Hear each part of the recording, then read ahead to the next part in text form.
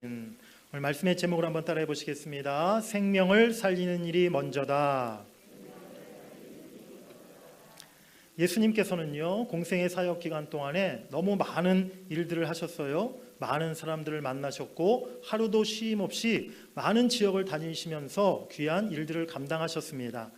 그런데 그렇게 바쁜 사역 가운데서도 예수님이 늘 중요하게 생각하셨던 것들이 있었어요.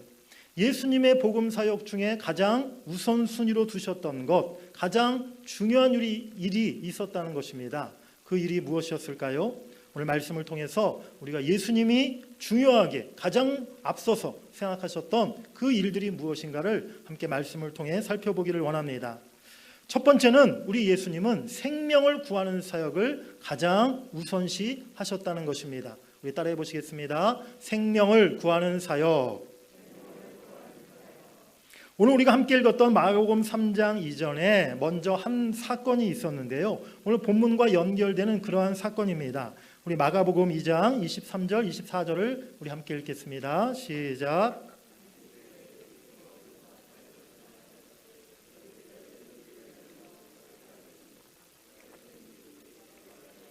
저들이 어찌하여 안식일에 하지 못할 일을 하나이까?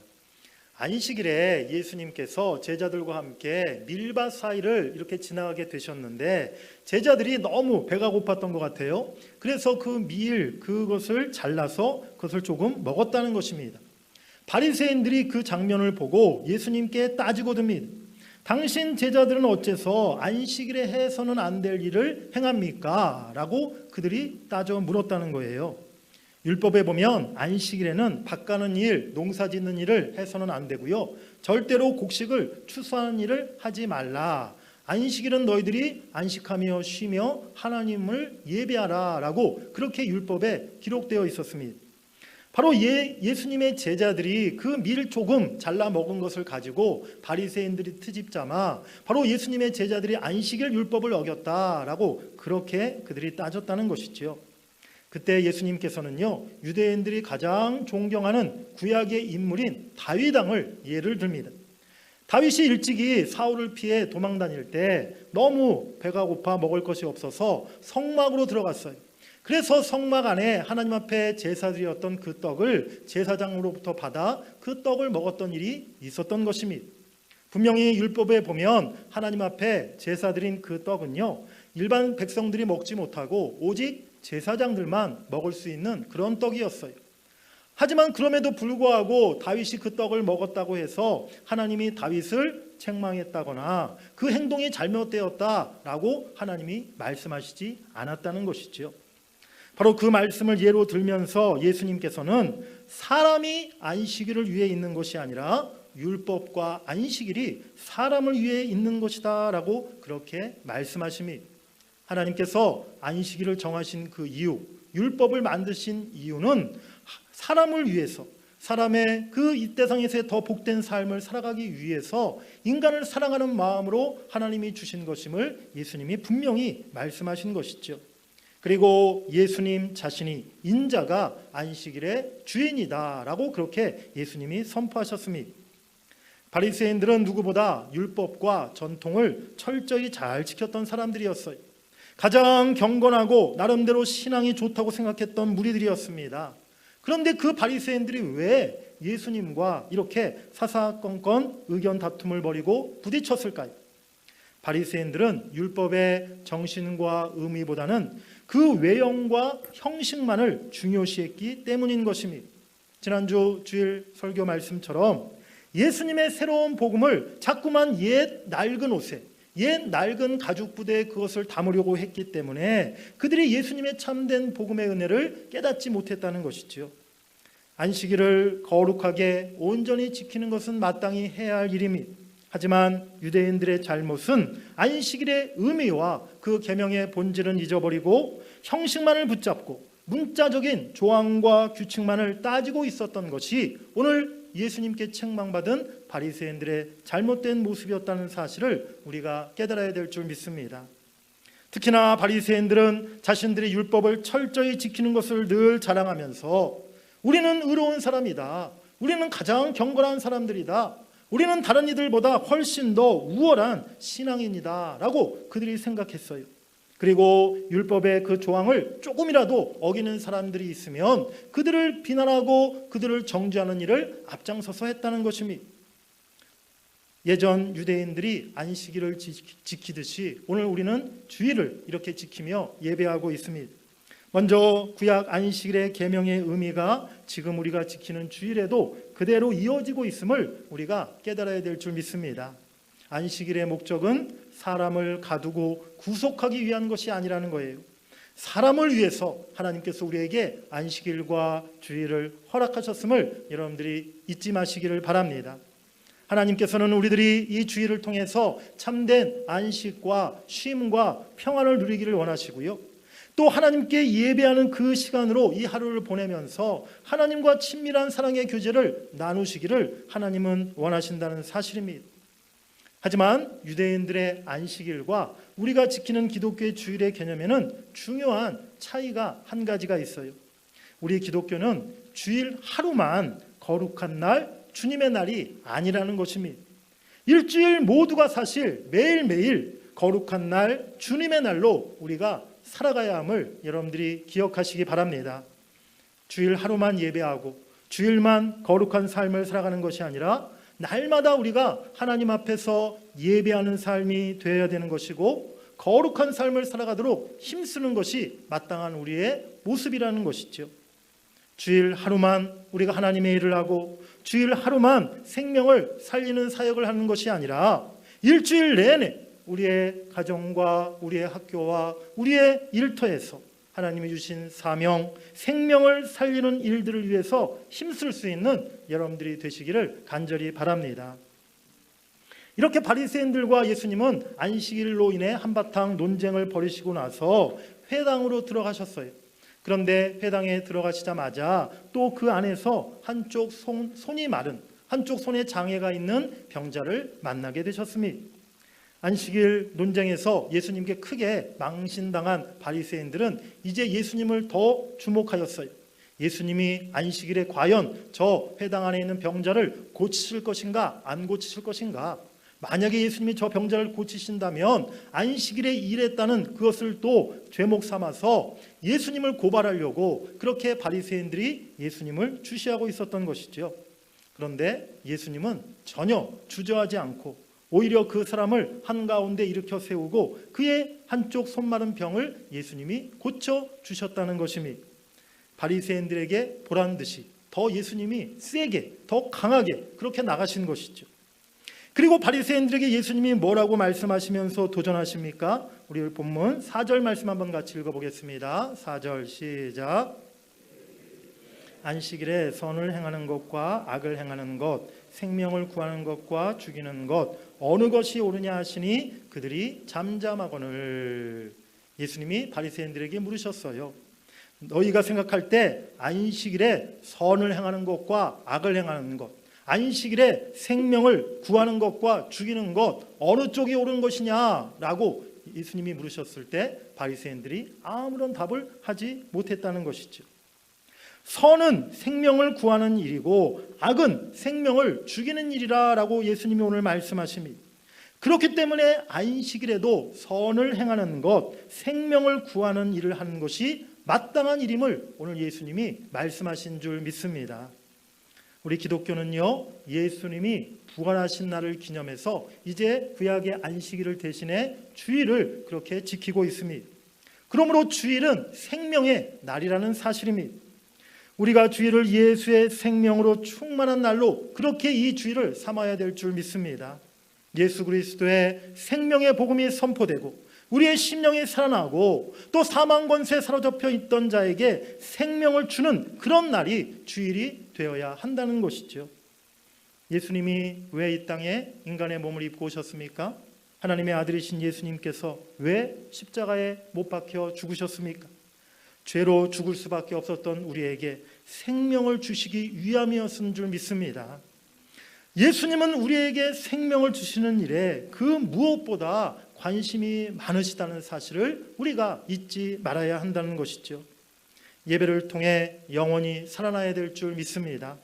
어둡고 죄로 가득한 세상에서 우리가 한 주간 살아갈 때에 우리 심령이 답답하고 위축되고 그 세상의 어두움에 이렇게 우리가 붙잡힐 때가 있어요.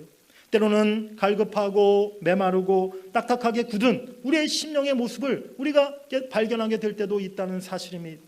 다시 한번 우리가 주일 예배를 통해서 우리의 심령에 주님이 주시는 그 생명의 은혜를 공급받아야 될 줄 믿습니다. 바로 주일은 우리의 영혼이 살아나는 날이요, 예수의 생명으로 충만해지는 그런 날이라는 것입니다.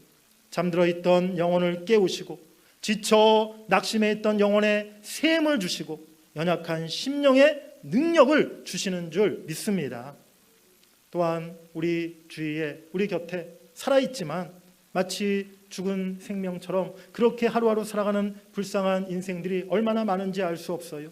살아갈 힘을 잃어버리고 삶의 기쁨도 행복도 느끼지 못하면서 살아가는, 마지못해 하루하루를 살아가는 그러한 인생들이 우리 곁에 우리 주위에 너무나 많다는 사실입니다.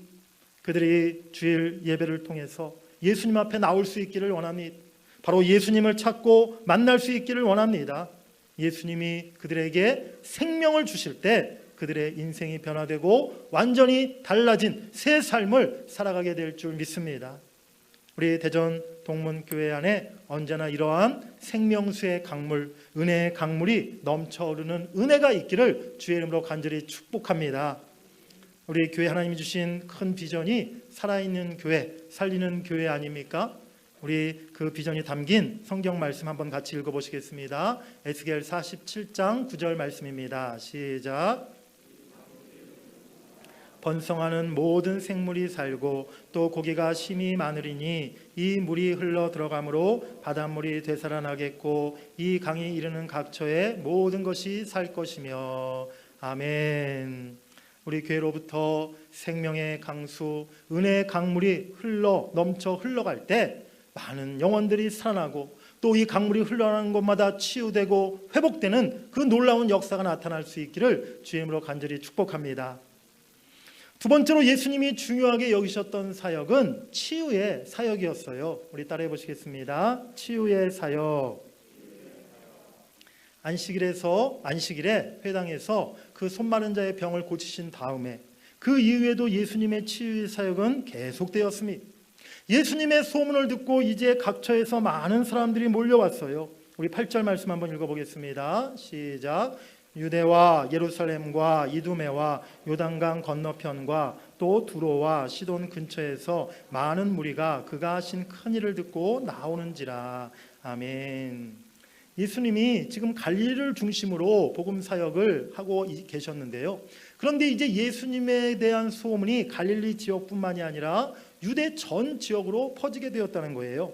그래서 갈릴리 사람들뿐만 아니라 이스라엘 전역에서 각처에서 많은 사람들이, 특별히 많은 병자들이 예수님을 만나기 위해서 몰려들게 되었습니다. 그 중에 예수님은 병자들, 귀신 들린 자들을 특별히 더 불쌍히 여기시고 그들의 병을 고쳐주셨다라고 말씀하고 있습니다. 우리 10절, 11절 말씀 읽겠습니다. 시작.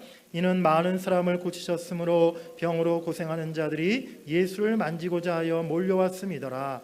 더러운 귀신들도 어느 때든지 예수를 보면 그 앞에 엎드려 부르짖어 이르되 당신은 하나님의 아들이니이다 하니. 예수님은 몸이 10개라도 부족할 정도로 늘 바쁘신 하루하루를 보내셨으니 방문할 곳도 많으셨고 만날 사람들도 많으셨을 거예요. 복음을 전하고 가르치는 것만으로도 사실은 시간이 부족하셨어요. 그럼에도 불구하고 우리 예수님은 생명을 살리는 일, 병든 자들을 고치시는 그 일들을 뒤로 미루지 않으셨다는 것입니다. 예수님이 오늘 그 병자들 일일이 찾아 만나주시고 그들의 병을 고쳐주신 이유가 무엇입니까?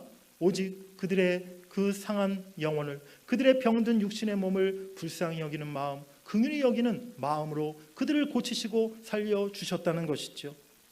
오늘날 한국교회의 이 치유의 사역, 병고침의 사역을 잘못된 목적과 방향으로 그렇게 사용하는 경우들이 있어요. 많은 또 이런 어떤 이단성이 있는 그런 공동체, 또 그런 교회에서 이 치유의 사역을 앞세워 가지고 사람들을, 성도들을 미혹하는 경우가 있는데, 대표적으로 서울에 만민중앙교회라는 곳이 있습니다. 그 교회를 세우고 그 교회 담임 목사였던 분이 이재록 씨라는 분인데요. 제가 이재록 씨라고 하는 이유는 그 만민중앙교회가 이미 오래전에 한 20여 년 전에 우리 교단에서 모든 교리가 또 그 이재록 씨의 그 설교가 성경에서 또 우리 기독교 교리에서 많이 어긋났다. 구원론과 성령론, 이런 귀신론 이런 게 큰 문제가 있다고 해서 우리 총회에서 이미 이단으로 그렇게 판정된 교회이기 때문에 제가 이재록 씨라고 이렇게 호칭하는데, 또 그 이유뿐만이 아니라 여러분들이 아시는지 모르겠지만 이분이 그 목회하면서 뒤늦게 밝혀졌는데 많은 교회 안에 이 여성도들에게 성범죄를 저질렀다는 거예요. 그래서 그 피해자들이 이분을 이재록 씨를 고발해 가지고 이분이 이제 재판을 받게 돼서 지금 제가 알기로 아마 뭐 대법원까지 재판이 다 끝난 걸로 알고 있는데 징역 10몇 년을 받으셨어요. 그래가지고 지금도 교도소에 감옥에 수감되어 있는 걸로 제가 알고 있는데, 이분이 이 만민중앙교회 막 이렇게 일으킬 때에 참 강조했던 게 이 치유 사역이었어요. 그래서 이 교회에 특별히 전국에서 많은 병자들이 몰려들었다는 것입니다. 이 이재록 씨가 이렇게 이야기했던 것 중에 재미있는 이야기가 뭐 몇 가지 있는데, 그 중에 한 가지는 뭐냐면 자기가 이렇게 손수건에 안수하고 이 손수건에 기도한 그 손수건이 권능의 손수건이라는 거예요. 그래서 이제 그 교회에서 이 권능의 손수건을 판매했었는데 이 손수건 케이스에다가 그 이재록 그 손바닥 딱 사진을 이렇게 실어놓고 그 이재록 씨 손바닥 사진이 있는 이 케이스 안에 들어있는 이 손수건, 이것을 가지고 병든 사람들이 이렇게 병든 곳에 손을 얹고 기도를 하면은 병든 게 다 난다. 그래서 이재록 씨의 손수건이 권능의 손수건이다. 사실은 사도행전에 바울이 그 권능을 기적을 일으켰을 때 바울의 손수건만 이렇게 얹어도 병이 나았다라는 말씀이 있는데, 그것을 가지고 마치 자기가 그런 권능이 있는 것처럼 또 자기가 기도한 무슨 손수건에 능력이 있는 것처럼 사람들을 미혹했다는 것이죠. 그리고 이 이재록 씨 고향이 전라도 무안인데 그 무안에서 무슨 지하수에서 물을 이렇게 발견했어요. 그 물이 또 치유의 물이다라고 해가지고 그 물을 가지고 와서 병든 자들이 이렇게 병든 곳에 바르고 마시면 병이 다 고침받는다. 심지어 이렇게 눈에다가 바르면 쌍꺼풀이 없던 사람이 쌍꺼풀이 생긴대요. 코에다 바르면 코가 낮았던 사람들이 코가 오똑해진대요. 그런 말도 안 되는, 우리가 지금 웃을 수밖에 없는 그런 이야기들 했는데, 그런데 그것을 믿고 그를 따랐던 많은 사람들이 있었다는 거예요. 저는 이분이 이 성범죄에 버질러 가지고 감옥에 들어간 걸로 알고 있었기 때문에 제가 그래서 지금 그 교회가 어떻게 됐을까 제가 좀 궁금했어요. 이 만민중앙교회 그런 사건이 벌어졌는데 교회가 문을 닫지 않았을까? 제가 그런 생각을 가지고 이게 설교 준비를 하다가 생각이 나서 엊그저께 제가 홈페이지에 들어가 봤거든요. 그런데 깜짝 놀랐습니다. 여전히 교회가 건재한 거예요. 여전히 그 교회에 많은 성도들이 몰려서 지금도 그렇게 예배를 하고 있는 거예요. 그 목사가 이재록 씨가 감옥에 들어가니까 이제 대신해서 그 딸이 이제 뭐 담임 목사 대행으로 그렇게 교회를 이끌고 가고 있더라고요. 그리고 예배 때는 이제 그 이재록 씨가 옛날에 했던 설교 영상을 녹화한 걸 가지고 영상으로 보여주고, 한번 사진 한번 보여주시기 바랍니다. 저분이 이재록 씨 딸이래요. 저분이 이제 그 또 교회를 이끌고 가고 있는 것을 보게 됩니다. 지금 사진이 잘 보이실지 모르겠는데 저분이 지금 또 손에 뭘 들고 있는데 그게 뭐냐면 권능의 손수건이에요. 지금도 저 딸도 지금 그걸 하고 있더라고요. 권능의 손수건 이렇게 들고 치유의 기도를 지금 하고 있는 그런 장면을 제가 그 교회 홈페이지에서 이렇게 이렇게 발견을 했는데요. 저 집단, 저 만민중앙교회 이재록 씨가 사실은 잘못된 것이 무엇입니까? 저들이 뭐 병 고치는 은사가 있다, 또 병든 자들 위해 기도했다, 뭐 이것은 우리가 이해할 수 있고 받아들일 수 있는 것이죠. 하지만 저들이 잘못된 것은 저들의 그 치유의 사역을 가지고 잘못된 목적, 잘못된 방법으로, 방향으로 그들이 그것을 사용했다는 거예요. 결국 자신들의 재산을 축적하고 자신들의 세력을 확장시키고 자신들의 권력을 키우기 위해서 그러한 치유의 사역들을 했기에 저들을 우리가 인정할 수가 없다는 것이죠. 예수님은 백성들의 어떤 인기를 얻기 위해서, 자기의 이름을 널리 알리시기 위해서, 무슨 이득을 받기 위해서 병자들을 고치셨던 것이 아니었습니다. 오늘 12절 말씀에 보면 예수님은 병자들을 고치신 이후에 오히려 자기를 나타내지 말라, 소문내지 말라, 그렇게 사람들에게 말씀하고 있는 것을 볼 수가 있어요. 예수님의 마음은 오직 긍휼히 여기는 마음, 불쌍히 여기는 마음이었다는 것입니다. 병들고 귀신 들려서 고통 중에 있는 하나님의 백성들을 보시면서 그들의 병든 육신과 죽어가는 영혼을 불쌍히 여기는 마음으로 그들을 만져주시고 그들을 고쳐주신 줄 믿습니다. 오늘 이 예수님의 모습, 예수님의 마음은요, 바리새인들의 마음과 너무나 정반대, 대조되는 마음인 거예요. 오늘 본문 3장 5절에 보면 바리새인들의 마음은 완악한 마음이었다라고 성경은 말씀하고 있습니다. 그들의 마음은 완고하고 강팍한 마음이었다는 거예요. 그들의 마음에 비해서 우리 예수님의 마음은 병든 자들을 불쌍히 여기고 긍휼히 여기는 사랑의 마음이셨다는 것이죠.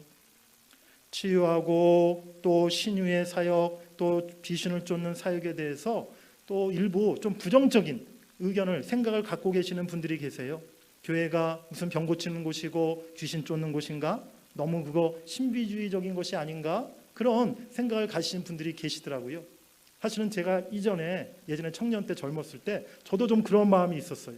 그건 너무 좀 신비적인 거 아닌가? 뭐 그런 생각을 제가 가졌다는 거예요. 그런데 제가 한 23, 4년 전인 것 같아요. 제가 이제 목회를 시작하기 바로 이전이었는데, 교회에서 평신도로 섬기고 있을 때였는데, 저희 아내가 어느 날 갑자기 무릎이 너무 아프다는 거예요. 무릎이 너무 아파서 이게 앉지도 못하겠고 뭐 서 있어도 너무 아프고 막 통증이 너무 심하다는 거예요. 그래서 이제 병원에 가서 사진을 찍어봤는데 무릎에 그 연골 사이에 뭐 연골판이 다 이렇게 찢어졌다고 그렇게 검사 결과가 나왔어요. 그래서 그 당시에 병원의 의사가 빨리 수술을 해야 된다. 그렇지 않으면 이 연골판이 지금 다 찢어졌기 때문에 연골까지 상해서 나중에 더 큰 수술을 받을 수도 있다, 위험해진다라고 하면서 빨리 수술을 받으라고 하더라고요.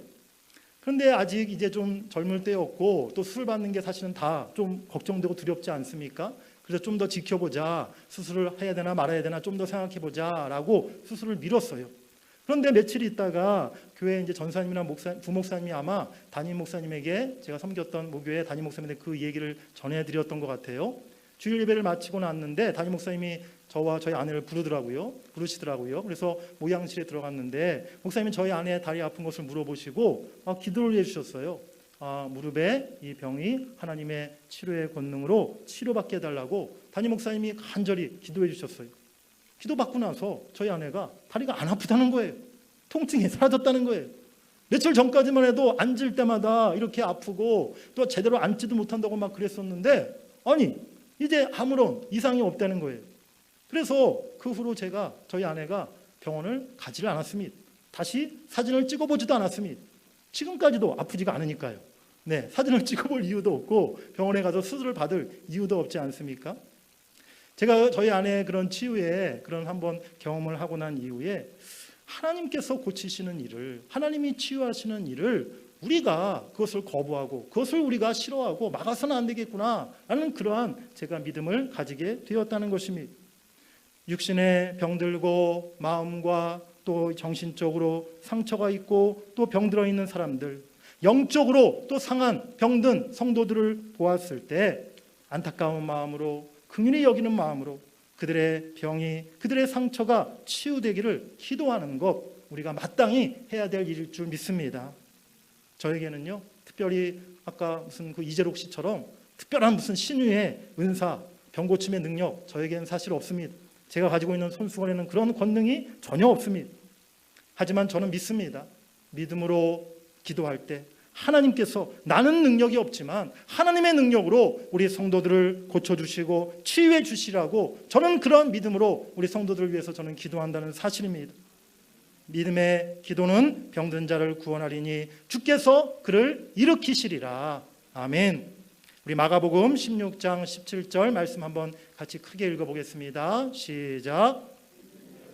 이런 표적이 따르리니 곧 그들이 내 이름으로 귀신을 쫓아내며 새 방언을 말하며 뱀을 집어올리며 무슨 독을 마실지라도 해를 받지 아니하며 병든 자에게 손을 얹은즉 나으리라. 아멘. 우리가 믿음으로 기도할 때 하나님께서 우리 병든 성도들의, 연약한 성도들의 상처받은 그 영혼의 그 연약함을, 그 아픔을 우리 하나님이 치료해 주시고 회복해 주실 줄 믿습니다. 육신의 병도 나음받고 마음의 상처와 고통, 병들고 상한 영혼 모두 다 치유받고 회복함을 얻어서 우리 함께 기쁨과 은혜를 누릴 수 있는 우리 교회가 되기를 주의 이름으로 간절히 축원합니다. 세 번째로 우리 예수님이 중요하게 여기셨던 사역은 사람을 세우는 사역이었습니다. 우리 따라해 보시겠습니다. 사람을 세우는 사역. 오늘 본문에 읽지 않았지만 마가복음 3장 13절부터는요, 예수님께서 12제자를 부르셨던 그 말씀이 나오고 또 16절부터는 그 12제자의 이름이 한 명씩 기록되어 있는 것을 보게 됩니다. 오늘 예수님이 부르셨던 12제자, 그들이 어떤 사람들이었습니까? 베드로, 안드레, 야고보, 요한은 고기 잡는 어부였어요. 마태는 세금을 거두는, 당시 유대인 사람들에게 다 무시당하고 따돌림당했던 세리 출신이었습니다. 정치적인 혁명을 추구했던 열심당원 출신의 시몬이라는 사람도 있었어요. 제자들 중에는 실수 많고 성격 급하고 지식도 인격도 제대로 갖추지 못한 그런 사람들이 대부분이었다는 것입니다. 예수님이 불러주지 않았다면 어쩌면 평생 바닷가에서 그저 시골 고향 동네에 묻혀서 아무 목적 없이 의미 없이 그렇게 인생을 살아갔을 그런 사람들을 우리 예수님께서 한 명 한 명 주님의 제자로 부르셨다는 것이죠. 예수님이 원하시는 것은 세상적인 인간적인 조건이 아니었습니다. 돈 많은 부자, 학벌 좋은 사람, 권세 있고 높은 자리에 있는 사람, 이런 사람을 주님의 제자로 부르신 게 아니었다는 것이죠. 오직 예수님 말씀에 순종하여서 모든 것을 버리고 예수님을 쫓을 수 있는 그런 사람을 예수님이 원하셨고 그들을 예수님이 제자로 삼으신 줄 믿습니다. 우리 마태복음 16장 24절 읽겠습니다. 이에 예수께서 제자들에게 이르시되 누구든지 나를 따라오려거든 자기를 부인하고 자기 십자가를 지고 나를 따를 것이니라. 아멘. 우리 마태복음 19장 21절 이어서 읽겠습니다. 예수께서 이르시되 내가 온전하고자 할진대 가서 내 소유를 팔아 가난한 자들에게 주라. 그리하면 하늘에서 보화가 내게 있으리라. 그리고 와서 나를 따르라 하시니. 주님은요, 다른 어떤 조건을 붙이지 않으셨어요. 주님을 믿고 따르는 것을 가장 우선순위에 두는 사람, 주님의 부르심에 순종하는 사람, 그 사람을 주의 제자로 사명자로 삼으시는 줄 믿습니다. 그리고 미련하고 약하고 부족한 자들을 택하여서 아무도 하나님 앞에서 자신을 자랑하지 못하도록 하나님이 그렇게 하셨다는 것이죠. 고린도전서 1장 27절부터 29절도 함께 읽겠습니다. 시작.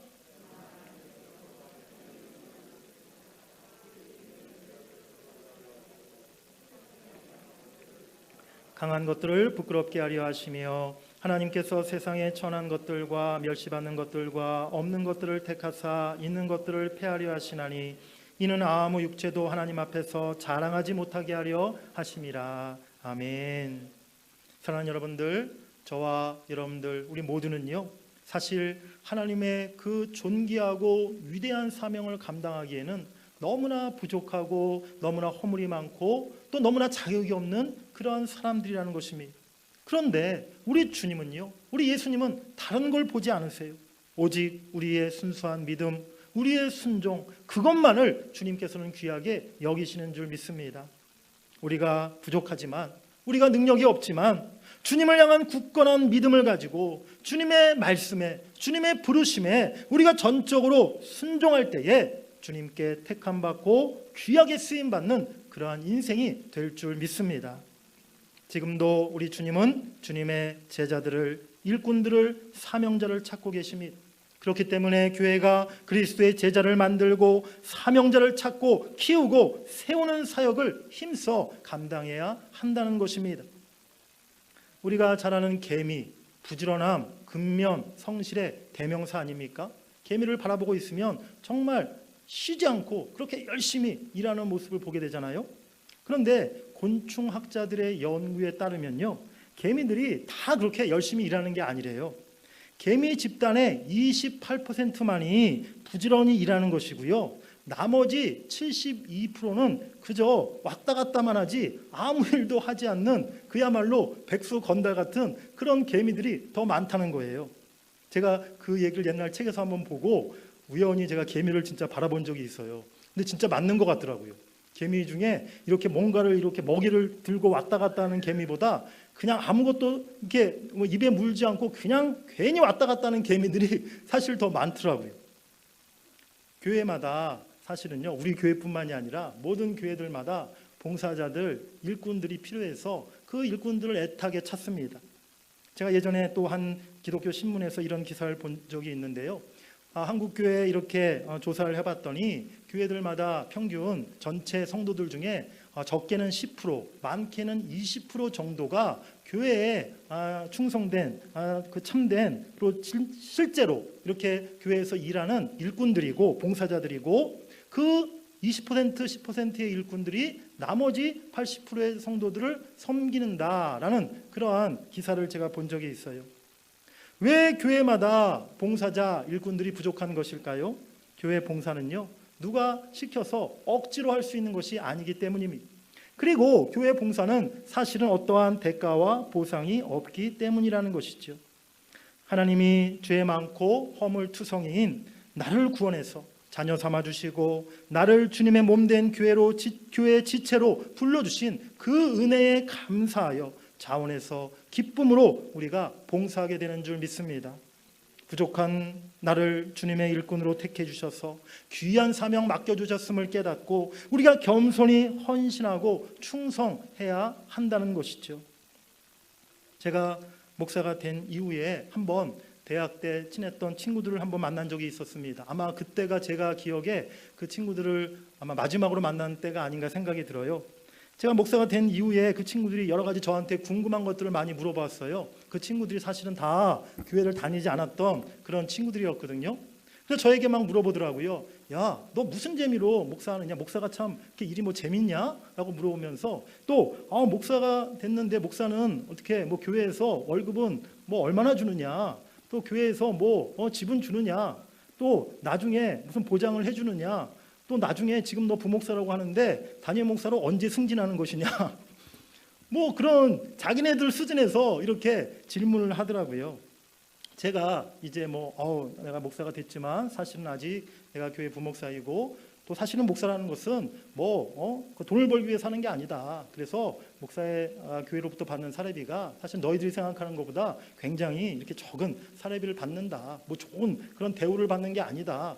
너희들이 신문에서 큰 교회 목사님들을 보고 그런 것을 생각할지 모르겠는데 사실 대부분의 목사님들은 그런 큰 교회 목사님들처럼 좋은 그런 대우를 받는 그런 경우가 없다라는 그런 얘기를 하면서 제 얘기를 했더니 이해를 못하는 거예요. 왜 직장을 그만두고 왜 사서 고생하느냐, 그런 식으로 그 친구들이 저에게 마치 불쌍하다는 식으로 그렇게 얘기를 하더라고요.